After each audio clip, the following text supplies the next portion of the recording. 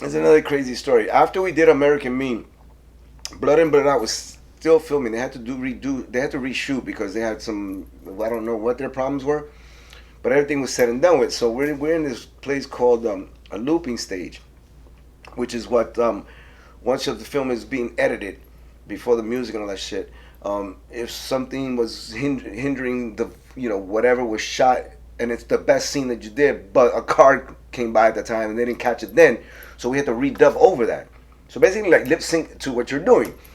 So it's funny as shit because it turns out we're in this sound stage, and down the hall they were doing the looping for Blood In Blood Out.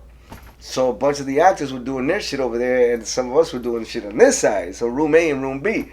So when Edward almost found out, and Universal found out, they put a block to it because the people from Blood In Blood Out wanted to pop into our stage to see what we were doing and to get a glimpse of the movie.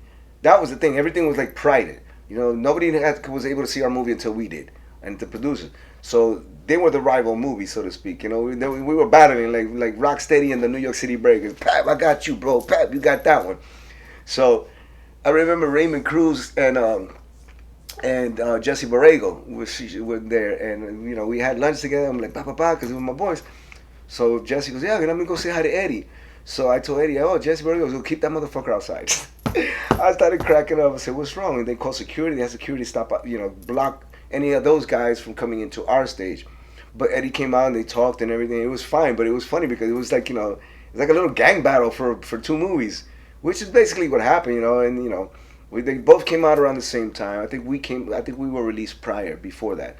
But like I said earlier, it was a great movie, and but it was funny because stupid shit like that goes on sometimes. It's like rivalry, but it was not a bad rivalry, but it was just that's who it was, man.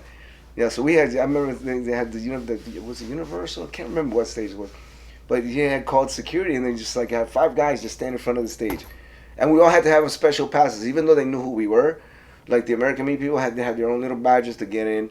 The Blood In Blood Out people, they actually told them to schedule different days. We had the upper hand because we had a bigger budget, so we were able to muscle them and say, no, you can't come on these days because we own this studio those days. You come whenever we're not here. So that's how they finally got fixed in the mix. But yeah, man, it's crazy shit.